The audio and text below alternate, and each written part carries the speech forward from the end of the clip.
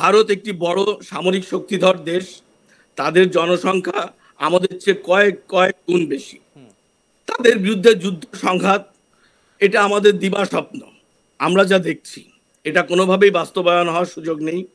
এর জন্য আমাকে যদি কেউ ভারতের দালাল বলে তাতে আমার আপত্তি নেই, বাস্তবতা যেটা সেটা বলতে হবে।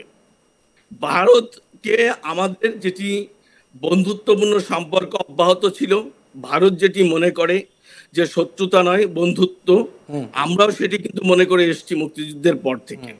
এবং বিগত সরকার, বিশেষ করে শেখ হাসিনা তার সরকার আমলে ভারতের সঙ্গে এই সৌহার্দ্যপূর্ণ সম্পর্ক দিয়ে বাংলাদেশকে অনেক অনেক উপরে টেনে নিয়ে এসছেন। একদমই। বিশেষ করে বাংলাদেশের রেলওয়ে সেক্টর যেটি একদম অন্ধকারে নিমজ্জিত ছিল, ভারত সরকারের তত্ত্বাবধানে, ভারত সরকারের সহযোগিতায় বাংলাদেশের রেল সেক্টর এখন অনেক উন্নত। ভারতের যে বাংলাদেশের যে রেল চলে তার ম্যাক্সিমাম ইঞ্জিন ভারতের উপহার, বৃষ্টির উপর ইঞ্জিন। বাংলাদেশে ভারতের ঋণে এলওসিতে বাংলাদেশে যে বাংলাদেশের বড় বড় যে রেল ব্রিজগুলো হয়েছে, বিশেষ করে কি বলে Bhairab rail bridge, Mongla rail bridge, Khulna rail bridge, এই রেল ব্রিজগুলো কিন্তু ভারত সরকারের অর্থায়নে, মানে ভারত সরকারের সঙ্গে এবং ভারতের বড় একটি কোম্পানি তারা এই রেল ব্রিজগুলো করেছে এবং সেগুলো কিন্তু বিগত 10-15 বছরে হয়েছে। বাংলাদেশের এই অবকাঠামো উন্নয়ন, ইভেন বাংলাদেশের আইটি সেক্টরের, বিশেষ করে আইটি পদ্ধতিগুলো ভারতের কি বলে যে ইঞ্জিনিয়ারিং সহায়তায় হয়েছে। তো এভাবে ভারত বাংলাদেশের মুক্তিযুদ্ধের পর থেকে নানাভাবে সাহায্য সহযোগিতা করছে বাংলাদেশ। এবং ভারত বাংলাদেশ সহযোগিতা করছে তা নয়, বাংলাদেশও কিন্তু এই ভারতের যে 7 সিস্টার, সেখানে যে অস্থিতিশীল পরিবেশ ছিল, অস্থিরতা ছিল, সেটা দূরীকরণ, তাদের যে উলফা সহ বিভিন্ন সংগঠনকে ভারতের মাটিতে যারা সন্ত্রাসবাদ করতো তাদেরকে কিন্তু শেখ হাসিনা সরকারের আমলে নিবৃত্ত করা হয়েছে, নিষ্ক্রিয় করা হয়েছে এবং জঙ্গি দমনে কাজ করা হয়েছে। সুতরাং এই যে বন্ধুত্বের জায়গা, এই যে ফ্রেন্ডশিপ, এটা কিন্তু চলে আসলে ভারত বাংলাদেশ দুজনরাই উপকৃত হতো বা হচ্ছিল। কিন্তু এখন ভারতের বিরুদ্ধে বৈরিতা করতে যে আমাদের কিন্তু না খাওয়ার দশা হয়ে যাচ্ছে। দেশের ইকোনমিক্যাল ক্রাইসিস, আইন শৃঙ্খলা পরিস্থিতি ঠিক করতে পারছে না, মানুষের কর্ম নেই, কর্মসংস্থানের সুযোগ হারাচ্ছে মানুষ, সব মিলিয়ে একটা হযবরল অবস্থা।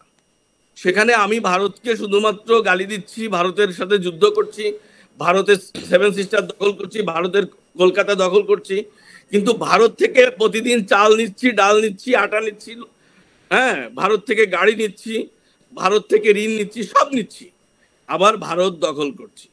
সুতরাং এই নাবালকদের কথা, এই নাবালকী কথাবার্তা, এই মানে কি বলে অর্বাচীন কথাবার্তা, এগুলো বলা যায়, কিন্তু করে দেখানো খুব টাফ ব্যাপার। কিন্তু এইসব নাবালকরাই তো মানে বাংলাদেশে এইসব নাবালকরা যারা এখন উপদেষ্টা মণ্ডলীতে আছেন, তারাই তো এই বিষগুলো সরাচ্ছেন এবং ছড়িয়ে আস্তে আস্তে দেশ থেকে বেরিয়ে যাচ্ছে। এটাই আমাদের দুর্ভাগ্য যে আমরা একটা নাবালক সরকারের হাতে, একটি অর্বাচীন সরকারের দ্বারা নিয়ন্ত্রিত হচ্ছি, যারা কোনো রাষ্ট্র কাঠামোকে কোনোভাবে পরিচালিত করতে পারছে না, সঠিক মূল্যায়ন তাদের কাছে নেই, সঠিক পরিসংখ্যান তাদের কাছে নেই, তারা আবেগে, আর সবচেয়ে বড় কথা হচ্ছে যে তাদের হাতে এখন আর কোনো কার্ড নেই যা দিয়ে তারা ক্ষমতায় থাকতে পারে। তাদের তো ডুবু অবস্থা।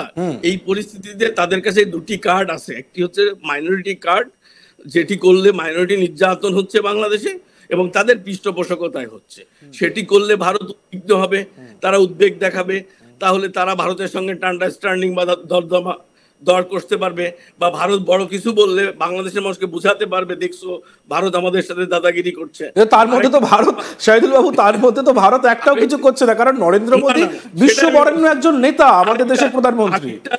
আরেকটা হচ্ছে যে ভারতের সীমান্ত উত্তেজনা ছড়িয়ে বিএসএফ বিজেপিকে যদি একটু মারমুখী করা যায়, তাহলে এটাও কাট খেলা যাবে যে ভারত আমাদের বাংলাদেশ দখল করছে, ভারত আমাদেরকে মারছে, আসো আমরা ঐক্য করে তুলি, সেটা বারবার তারা বলছে, তাদের মুখেই বলছে। সুতরাং এটা একটা ছেলে মানুষ, এটা নাবালকদের কথাবার্তা, অর্বাচীনদের কথাবার্তা। কিন্তু যে প্রশ্নটি ছিল সেটি হচ্ছে যে ভারত একটি ক্ষমতাধর, বিশ্বের 3য় সামরিক ক্ষমতাধর রাষ্ট্র, তাদের জনসংখ্যা 140 কোটি, তাদের সামরিক বাহিনীর অস্ত্রশস্ত্র পৃথিবীর সর্বোচ্চ পর্যায়ে, সেখানে আমার ডাল নেই, তরোয়াল নেই, আমি নিধিরাম সর্দার, আমি তার বিরুদ্ধে যুদ্ধ ঘোষণা করে বসে থাকবো। এটা আমি তো আত্মহত্যা করতে পারি না। এই নাবালকদের কথায়, অর্বাচীনদের কথায় আমি তো আত্মহত্যা করব না। আমার মতো কোটি কোটি মানুষ আত্মহত্যা করবে না। আমরা তো ওদেরকে সামনে ঠেলে দেবো যে তোরা যুদ্ধ কর, কিন্তু যুদ্ধটা ঘোষণা করছে না কেন?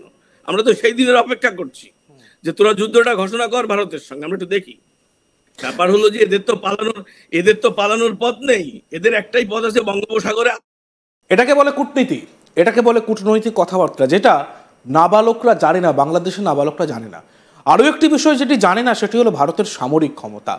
আমরা শহীদুল বাবু আপনার কাছে আসবো, শেষ প্রশ্ন, সংক্ষিপ্ত উত্তর নেওয়ার চেষ্টা করব।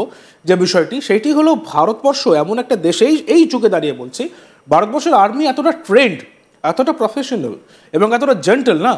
ভারতবর্ষের সেনা, আমি উইং কমান্ডার, তৎকালীন উইং কমান্ডার রবিনন্দন বর্তমান MiG-21 বাইসন দিয়ে না F-16কে ভেঙে গুড়িয়ে দিয়েছিলেন।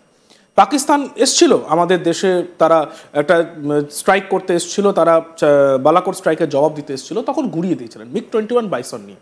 আমাদের মধ্যে যে আবেগটা আছে, আমাদের মধ্যে যে বিশ্বাসটা আছে, ভারতীয় সেনার যে ক্ষমতা, সে ক্ষমতা কিন্তু সারা বিশ্ব বরেণ্য, সারা বিশ্ব দেখেছে। সেই ক্ষেত্রে দাঁড়িয়ে বাংলাদেশ সেনাবাহিনীর তো উচিত, যিনি সেনাবাহিনীর কর্তা তার তো উচিত যে প্রতিবেশী দেশ, দুই দেশের মধ্যে কেন অশান্তি বাড়াবো, ঠিক করে চলা উচিত। কিন্তু সেই ক্ষেত্রে বাংলাদেশের সেনার ভূমিকাটা কি হচ্ছে? সংক্ষিপ্ত উত্তর নেব।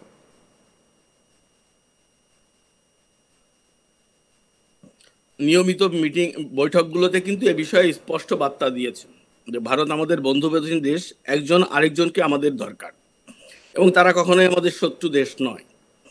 আমরা কখনো যুদ্ধ সংঘাতের দিকে আমরা যেতে চাই না, এটি কিন্তু বারবার বাংলাদেশের সেনাবাহিনীর পক্ষ থেকে বলে আসা হচ্ছে। বাংলাদেশ সীমান্তে যারা কাজ করে, যে বিজিবি, বাংলাদেশ বর্ডার গার্ড, বিজিবির তরফ থেকেও কিন্তু একই বার্তা দেওয়া হচ্ছে। কিন্তু এই বার্তা দেওয়া হচ্ছে, অন্যদিকে ISI এর সঙ্গে, পাকিস্তানের জেনারেলদের সঙ্গে, আর্মি অফিসারদের সঙ্গে মিটিং করা হচ্ছে, যারা ঘোষিত শত্রু ভারতের। কারণ ভারতবর্ষের সঙ্গে পাকিস্তানের সম্পর্ক সারা বিশ্ব জানে। এটা তো অবশ্যই দৃষ্টিকটু, এবং আমি মনে করি যে এটা একটি মারাত্মক ধরনের বাংলাদেশের একটি বোল্ড ডিসিশন যে আমাদের যারা মুক্তিযুদ্ধের শত্রু, যারা আমাদের জন্মের শত্রু, তাদের সঙ্গে বৈঠক করা, তাদের সঙ্গে আতাত করা তো নিশ্চয়ই খারাপ, এবং সেটি আমাদের কলঙ্কিত একটি ব্যাপার। সেটি হচ্ছে আমার কাছে যেটা মনে হয় যে দেখো, বাংলাদেশের রাষ্ট্র ব্যবস্থা এখন যারা আসীন আছে, সেনাবাহিনী তো রাষ্ট্রেরই অংশ, তারা তো প্রধান উপদেষ্টা বা প্রধানমন্ত্রীর অধীনস্থ একটি অর্গানাইজেশন, রাষ্ট্রপতির। সেক্ষেত্রে তাদের কিছু হয়তো ফলো করতে হচ্ছে, কিন্তু আমি বিশ্বাস করি না যে সেনাবাহিনীতে এতটা পাকিস্তান প্রেমী মানুষ আছে। হ্যাঁ, পাকিস্তান প্রেমী মানুষের সংখ্যা সেনাবাহিনীতে আছে, এটাও আমি নিশ্চিত করতে পারি।